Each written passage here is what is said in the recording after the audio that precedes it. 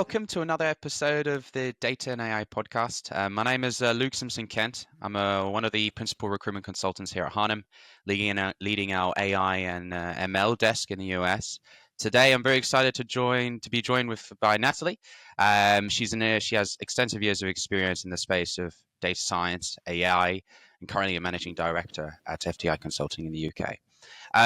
In today's episode, we're going to dive into the evolving landscape of data AI with a special focus of innovation, hiring challenges, the future of data science. And we're going to go a little bit more in detail on the emerging technologies like generative AI, how that's shaping the industry, and as well how companies are navigating talent shortages, what skills professionals need to thrive in their moving space, this fast moving space as well. But Nathalie, welcome to the podcast. Just so that our listeners know, could you give us a brief overview of your background, your career, and what got you to the space, really? Thanks, Luke. So I am, as Luke said, a managing director in data science at FTI. I'm the lead data scientist for EMEA. I mostly focus around litigation support, but also generative AI more recently.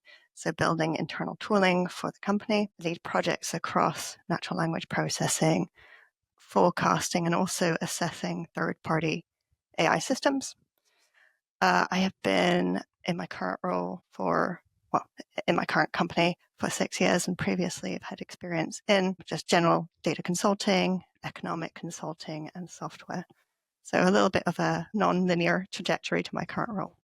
That's amazing. That's amazing. Obviously, one of the key things I guess we would want to, speak to about you today, and you've been in the space for a long time, is that innovation piece of AI and how that's impacted the space. I guess looking ahead, what sort of trends and technologies in data and AI is FTI Consulting, I guess, most excited about, and how are these tools and technologies influencing the industry that you're in today?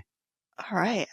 So at the risk of sounding very buzzword heavy, we're definitely very interested in the GenAI space currently. And we have a lot of internal funding to build tools that help consultants do their job effectively, but also in a robust way, right? We don't want to do shortcuts that affect quality. So obviously, this means we go into the buzzword space of retrieval, augmented generation, and agents. But internally, we are building tools based on this technology, and I can give you a couple examples of that. One of our tools that we are currently launching is FTI Ariadne, and that's a self-service RAG. RAG just means we're sort of querying documents in our database using natural language processing, and it allows people to upload their document corpuses, thousands of documents, and query them. And I'll give you an example of how we as a data science team use this tool fairly recently. We were doing a predictive maintenance project for very expensive engines, which means we're trying to tell when an engine's going to fail before it fails so it can go to the mechanic. We don't know anything about engines. We're data scientists. So our global lead data scientist uploaded a bunch of user manuals, a bunch of academic papers on how to face this type of problem. Yeah. And we were able to use this tool to understand the data better, to understand the approaches better, and understand what academia is currently doing in this space. So it's really useful, and it saved us a lot of time. We also built a tool for internal business development that helps us find experts across the firm. Again, it's a RAG-based infrastructure. And the third tool I was going to mention is we have built something that is being rolled out to the entire firm too, that helps individuals access large language models in a compliant space, right? So it allows you to do drafting, research, and interaction with the documents in a way that our compliance team is very happy with. So that's sort of the space we're going into. I mean, that's a lot of emerging technologies that you're working on, which is amazing, and that leaning on Gen AI is quite interesting. I mean, a lot of the companies that I'm speaking to today are definitely kind of leaning in that way as well. It would be interesting, I guess, as AI solutions become more and more integrated in the systems, as you mentioned, they are now. How do you go about potentially the technical training, but also the kind of awareness or training, I guess, from a standpoint of educating the business to ensure teams are well equipped with the skills to develop and manage these systems effectively, really? So that's a very pertinent question, Yeah. especially with the AIEU Act, AI literacy clause. So there's requirements now coming up in regulations that require you to educate your workforce in a way that is needed to use these tools, right? So from a technical perspective, what we do internally for our technical team is we have training paths dependent on your level. We have monthly internal knowledge sharing session, an R&D budget, which is very important because people get to experiment. And we encourage people to go to meetups and conferences and also explore different new technologies. From an end user perspective, or just generally for people who interact with AI, we have a set of internal trainings that's more generic, but also for each of our tools, we provide training around how to use it, how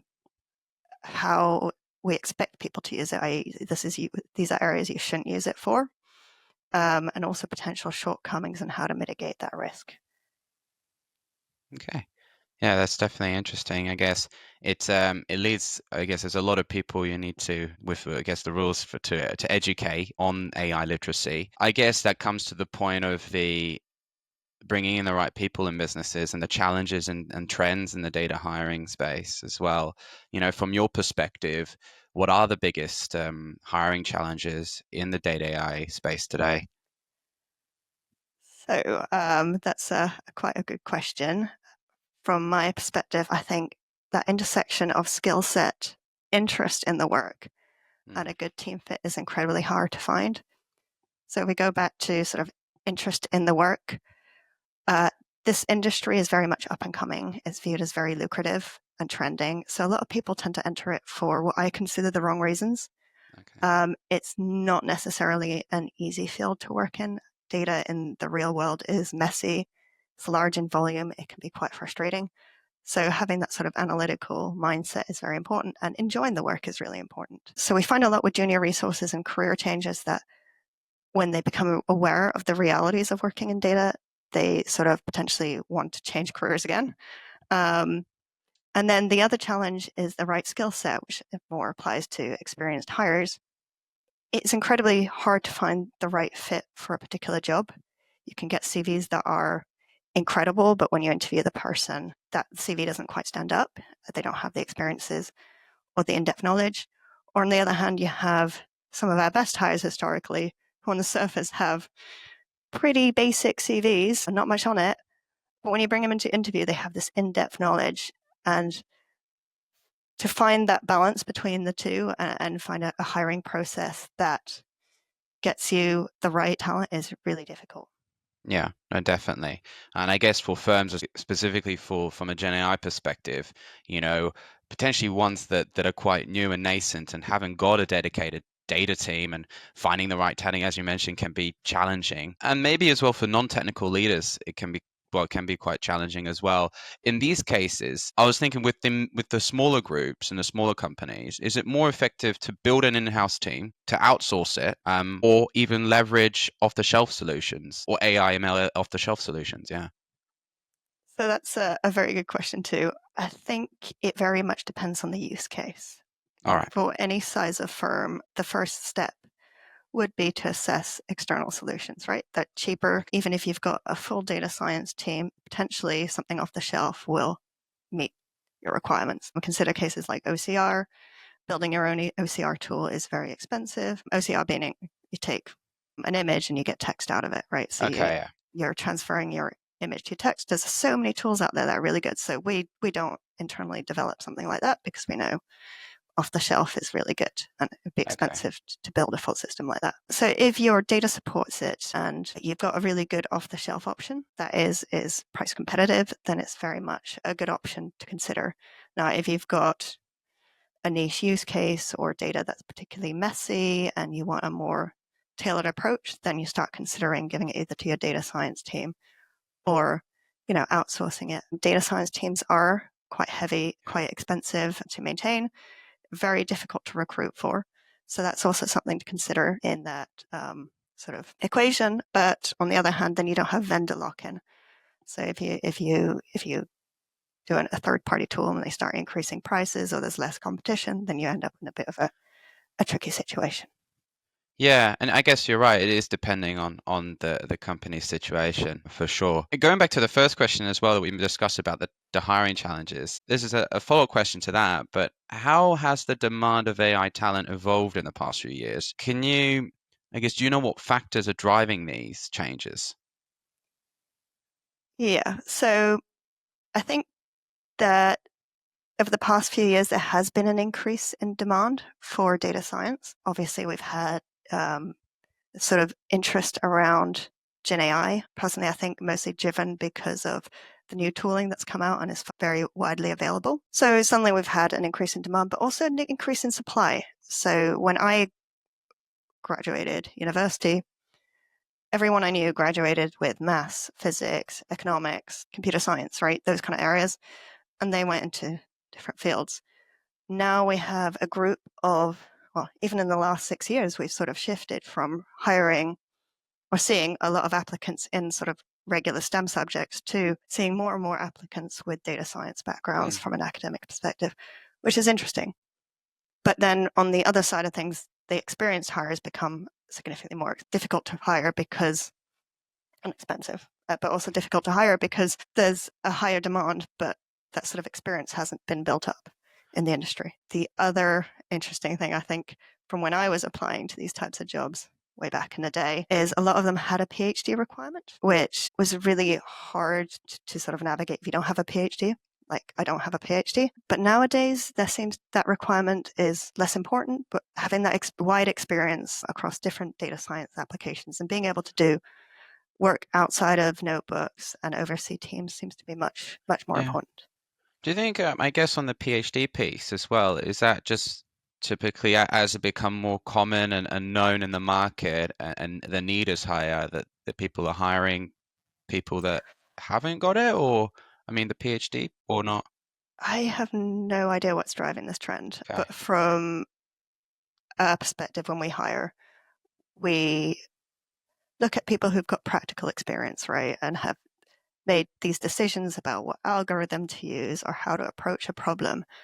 And for us, that is more useful than having done a Yeah. degree in some unrelated field.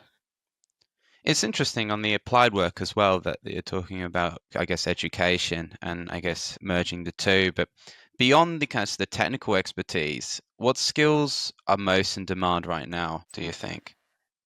So we are a very technical team in a consulting firm, and what we look for in a more technical resources is the ability to work in a team and the ability to communicate technical concepts. The first being because no one person can create a better solution, no matter how intelligent they are, than a group of people, right? And we like to approach problems from different backgrounds and have that sort of teamwork and collaboration to produce the best possible outcome. And communication, even if you're not directly managing clients, is incredibly important. So if I want to discuss something with my product owner, which we would have in industry too, or, a technical lead who may not be in depth in the code because they're so senior, they don't have time to do code reviews, then you need to be able to communicate your concepts and technical concepts in a way that somebody who is less informed can understand. Yeah, so I guess that communication piece and business acumen is becoming increasingly important. Yeah. Would you say that's particular for all industries or just solid for the consulting space or It depends on the team. yeah, So I guess so. for us, we very much have the option of being very technical and less client facing, and that's just our particular team. But I think communication matters a lot because if you've got a great idea and you implement it, if nobody knows about it, then it's not going to actually affect the final output, right? Yeah. Even if the final output is for an internal solution instead of an end client. Yeah, definitely.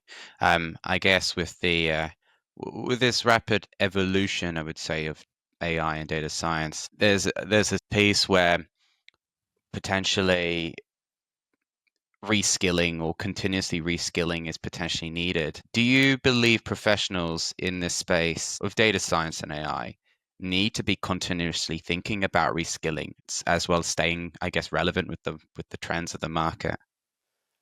Yeah, I think so, but I don't think that's changed since Gen AI has come out. Okay. I think Generally speaking, reskilling, upskilling, trying new approaches to problems has always been indicative or sort of ingrained in data science, especially if you're working a more consulting role, right? Where potentially instead of working on one problem for longer periods of time, you're working on different problems and applying your past experience, but still there's a learning curve there. So part of why I joined the industry is because of this consistent reskilling and upskilling and learning new things. So it's a great industry to be in if you have that mindset where you want to learn about new data sets, new problems, new methodologies. Yeah, no, definitely. I guess it kind of leads in quite nicely to what I was gonna discuss now would be the future of where it's going really, and with that continuous upskilling that potentially well that is available all the time. I mean, and the rise of automation. One thing is well, I guess, but one of my questions is, do you foresee a reduction in the need of traditional roles, data roles, or will we see new roles being created, or some roles no longer be, I guess, due to the innovation and automation of AI? Good question. So if we define traditional roles as architects, engineers, data Mm. scientists, data analysts, I don't see that disappearing in the near future. And the reason is that what we see in firms is a low level of data hygiene on average, right? You've got 20, 30 years of data stored in different formats. So most of what you would do in an average project is to get the data pipe in a format where you can actually do modeling or use it in an effective way. So that whole data pipeline is still there until we can figure out in the general industries and companies to keep that data in a format that is easy to automate. From a shifting perspective, obviously there is a whole new area around just generative AI, a whole new industry, set part of the industry. So there are new skills that people will shift towards, but I do not think that these roles are going to disappear in the near future. Yeah. Okay. No, for sure. I mean, there's a lot of use of AI and to support, I guess, people's roles as well in all industries. But that's great to hear that. I guess, that's your view on that. One thing we're noticing as well on the future of AI, and actually, it's probably a piece that's quite relevant to the recruitment side of things. It's obviously ever since COVID, unfortunately, we there is this shift in the market of working hybrid or remote on remote models. And do you see, I guess, these hybrid and remote models influencing the structure and effectiveness of data teams in the future? So this is something that I feel very strongly about from a personal level, and I think it very much depends from a team-to-team basis, but for our team, hybrid working and having a bit of flexibility does really work. And one of the reasons is we are a global team. So not everyone's in the UK. We've got people in the States and people in Asia. So we already have these sort of working processes around being potentially on a project with somebody in a different time zone. So, and we've got our communication systems all built around that. And we also work on the cloud, which means that you don't necessarily have to sit in a particular office. So in that way, from a data perspective, as a data team, we do already have that set up. But from a sort of team management perspective, I think it adds a lot of advantages to have a bit more flexibility in working for multiple reasons. I think people enjoy having that level of trust in them. I think they give back more to the firm if you give them a bit more flexibility. From a personal perspective, I do enjoy being able to work from home when I have deadlines. If you want to spend hours in front of the code, right? You're set up at home with the big screen, no like loud open plan office. You get significantly more done. And then potentially there's days where you want to get together and brainstorm, and you coordinate being in the office, you grab a whiteboard, you draw it all out. So there's that nice balance with hybrid working where you can work more effectively towards your end goal of producing that output. I know some of my team will potentially come in more and some of my team will decide to work from home more. It very much depends on what works for them from a personal level and how they feel that they work most effectively. We also in our team allow a little bit of flexibility about working from abroad, of course, with permission from the client if there's client data involved and HR, right? So we don't have any sort of issues from a legal perspective. And this is for short periods of time. But if, for instance, your family is abroad, and a lot of our team do have family abroad and they need a a little assistance. I've been back twice to Switzerland for medical emergencies, and that flexibility has very much made a very stressful situation easier for me, right? And I work through it, and I'm more productive than sitting out in the UK worrying about what's going on. Also, recently, I managed to get away from the sort of poor weather in UK winters, just to have a bit of sunshine. And it really boosts morale, right? And you get more done. Yeah. So it's a matter of trust. And the advantage of technical work is it's easier to measure output, I think, and quantify quality than in a lot of industries. Yeah, definitely. And I think for the technical domain, when it's so complex as well, and the level of detail that you have to go into for the, I guess, coding practices on a daily, if it needs to get done, having your own space is undeniably better as well to end up the task successfully. So yeah, that is interesting. I mean, it's great to hear that the organization is still kind of doing these things, and I guess retaining staff is one of the things that is a result of this as well, I'd assume. Yeah. I think people do work more effectively if they've given a bit more space. Yeah, no, that definitely. I mean, look, a short conversation today were really insightful to understand, I guess, the real world impacts and challenges of Gen AI, notably from the consulting space with yourself and the ever changing data landscape that we're in. My biggest takeaway really would be of this conversation would be the adaptability and continuous learning, as you mentioned, that this space does always have and has remained doing so. As well, like you mentioned, AI is always going to be a support and not necessarily take, I guess, reduce jobs particularly. And that's quite interesting to hear and reassuring as well. I mean, Nathalie, thank you for your time as well. Your experience and perspective is great today. Before we wrap up, though, I would be interesting. Maybe we discuss a few minutes on your final thoughts to leave with the listeners. But I guess, yeah, I don't know if you have any advice for professionals who want to get into this space and seeking a career in data and AI.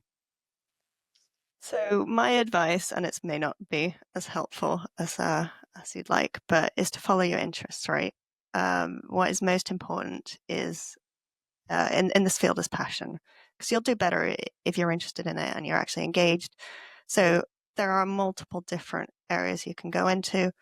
You can go into anything from sales or product ownership to the actual technical work to the more engineering side of things. So find what interests you and show that interest when you go into an interview, because that's really what we're looking for, is that passion and that engagement. Yeah, definitely. Also, so that the audience can learn more about FTI Consulting and the work that you're doing currently, is there I mean, I'll put it on the link potentially as well but, where can they find out more about, the work that you're doing today in your organization? So if you look at fticonsulting.com/digital, that sort of gives you an idea of what is happening both in the AI space and sort of digital space, and should give you an idea of the types of work we're doing. Oh, amazing. Well, look, Nathalie, thank you so much for your time and your insight and your thoughts on this. So that'll be the end of the podcast. But yeah, thank you very much. Thanks, Luke. Bye. Bye. Thanks for tuning in to today's episode, brought to you by the Harnham Group. We'd love it if you would share the podcast on social media and leave a comment or a review to help us reach a bigger audience. If your company is having difficulty finding skilled data professionals, you can rely on the global leader in data and analytics recruitment, staffing and talent development to assist you with your hiring needs. Find out more at www.harnham.com. Thank you for listening.